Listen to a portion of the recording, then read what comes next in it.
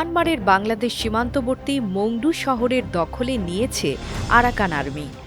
তারা রোহিঙ্গা যোদ্ধাদের সহায়তায় সরকারি বাহিনীর শত শত সৈন্যকে আটক করার খবর দিয়েছে। 11 ডিসেম্বর মিয়ানমারের সংবাদ মাধ্যম ইরাবতী জানায়, আটককৃতদের মধ্যে রয়েছে কুখ্যাত ব্রিগেডিয়ার জেনারেল থুরেইন তুন। আরাকান আর্মি বুধবার তাদের বিবৃতিতে জানায়, তারা বাংলাদেশের সীমান্তবর্তী রাখাইন প্রদেশের মংডু শহরে দখলে নিয়েছে এবং শত শত সরকারি সৈন্যকে বন্দী করেছে। জান্তা বাহিনীর বিমান হামলার মধ্যেও 55 দিনের লড়াইয়ের পর রোববার এই ঘাঁটি দখল করতে সক্ষম হয় আরাকান আর্মি।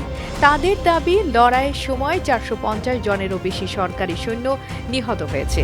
ঘাঁটিটি দখল হবার পর সরকারি সেনাসহ অন্যরা পালিয়ে যায়। তবে আটকা পড়া সৈন্যদের মধ্য থেকে প্রায় 80 জন রোহিঙ্গা বিদ্রোহী সহ ব্রিগেডিয়ার জেনারেল থুরেইন তুনকে আটক করে আরাকান আর্মি।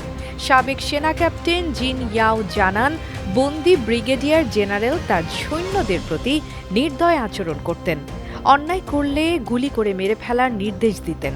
মিয়ানমারে এই ঘটনার পর সামরিক পরিস্থিতি আরও জটিল হতে পারে।